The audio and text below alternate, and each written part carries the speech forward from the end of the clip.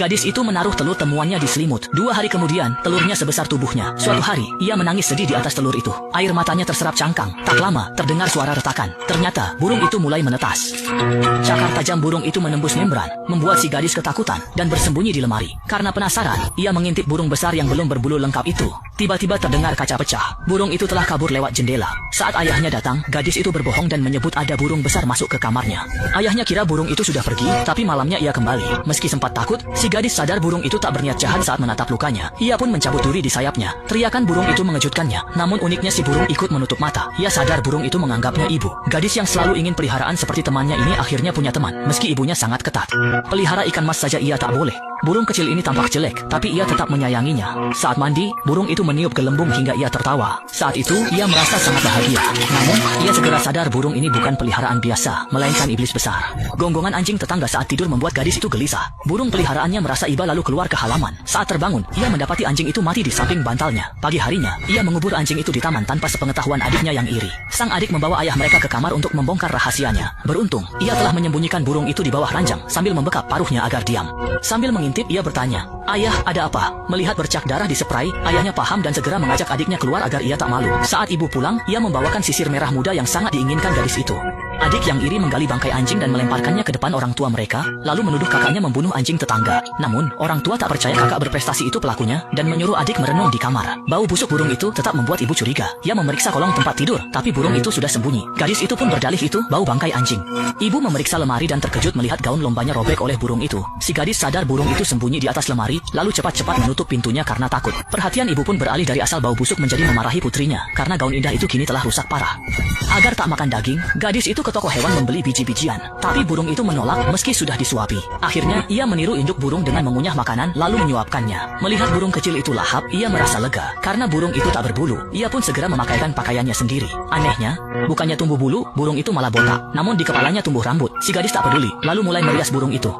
Suatu hari, gadis itu berlatih bersama teman sekelas. Temannya melompat lebih baik. Ibunya memuji teman itu dan berkata, "Anak kita perlu giat mengejarmu." Ucapan ini memicu rasa iri si gadis. Sepulang sekolah, ia cemberut dan menatap suram temannya. Saat itu burung kecil seolah merasakan suasana hatinya. Ia melepas pita lemari, pergi dari rumah, lalu bersembunyi di jalan pulang temannya. Si gadis pun sepertinya tahu rencana burung itu. Dia memanggil ibunya, tapi temannya sudah diserang burung itu. Gadis itu ketakutan melihatnya dari sudut pandang si burung. Ibunya mengira dia hanya tegang lalu menenangkan, "Dulu mama juga begini, nanti kalau juara pasti membaik." Mendengar itu, dia melupakan temannya. Dia berpikir jika temannya terluka, dia bisa juara dan membuat ibunya bangga. Di rumah, dia melihat burung itu melepaskan rahang atasnya. Artinya, burung itu mulai mirip dengannya. Besoknya, ibu mengajaknya berlibur untuk bersantai sebelum lomba. Tapi di sana, ia tahu orang tuanya sudah lama cerai. Ibunya kini bersama paman tukang renovasi dan mengadopsi bayi. Ternyata, mereka serumah cuma demi citra selebgram ibunya. Lingkungan asing itu membuatnya merasa hampa dan tak disayang. Untungnya, burung itu menemukannya lewat aroma tubuhnya. Dia dipukuli lagi. Besoknya, ibu ditelepon guru soal kecelakaan teman sekelasnya. Ibu pun mengajaknya menjenguk ke rumah sakit. Ia terkejut melihat temannya. Wajahnya penuh jahitan dan tangan kirinya diamputasi. Gadis itu merasa bersalah dan marah karena rasa irinya malam itu. Seolah burung itu pelakunya, ia menampar wajahnya sendiri berulang kali, seolah menampar burung itu. Namun, burung itu segera menghentikan dan memeluknya agar tenang. Hari itu, ibunya pergi mengurus sesuatu, dan pamannya yang menjaga dia serta bayi itu. Saat itulah ia sadar pamannya ternyata baik, bahkan lebih baik dari ayah kandungnya. Ketika ia gagal salto samping, ia takut dimarahi. Namun, siapa sangka pamannya justru berkata, "Tidak apa-apa, paman saja juga tidak bisa salto dengan baik."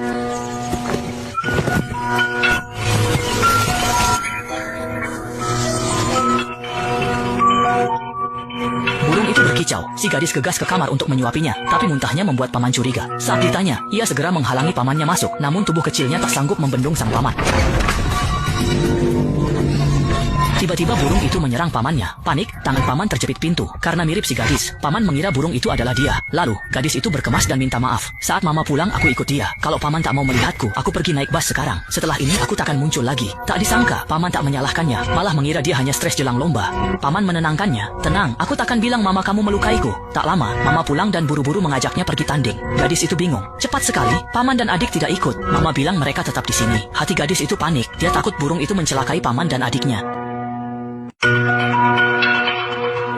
Gadis itu hampir juara, tapi ia melihat burung berkapak mendekati bayi. Demi melindungi bayi, ia sengaja jatuh dari palang hingga pergelangan tangannya cedera. Saat paman datang, burung itu kabur setelah mengancamnya. Meski banyak yang menghibur, ibu tetap kecewa. Sesampainya di rumah, paman langsung memaki gadis itu. Saat ibu bertanya, paman membentak, "Kau tahu apa yang dilakukan putrimu, Shonda?"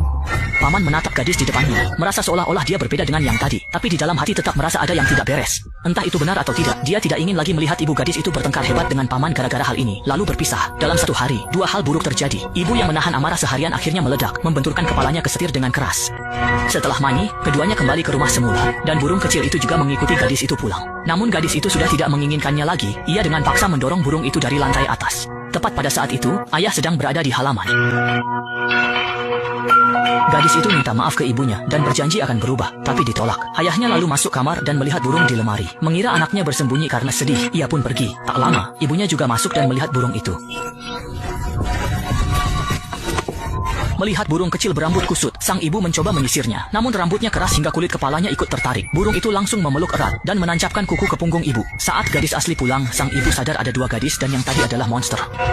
Burung itu hendak menyerang ibunya, tapi si gadis membentaknya hingga keluar. Meski sedih, ia pergi meninggalkan ruangan. Lalu, si gadis menceritakan semuanya. Sang ibu tak menyalahkannya, malah mengajaknya melawan monster itu. Saat mencari, sang ibu mengecek lemari dan burung itu tiba-tiba menerkamnya. Dalam pergulatan, sang ibu menusuk paha burung itu lalu melepaskan diri. Melihat ibunya nyaris membunuh burung itu, si gadis merasa iba karena itu peliharaan kesayangannya. Saat ibunya bertindak, ia menerjang pisau yang langsung menusuk jantungnya. Sang ibu terkejut, tak menyangka putrinya akan nekat. Gadis itu jatuh di atas burung tersebut, darahnya menetes ke mulut si burung. Seketika, luka burung itu pulih dan matanya berubah warna seperti mata si gadis. Ibu yang berduka seolah melihat harapan baru.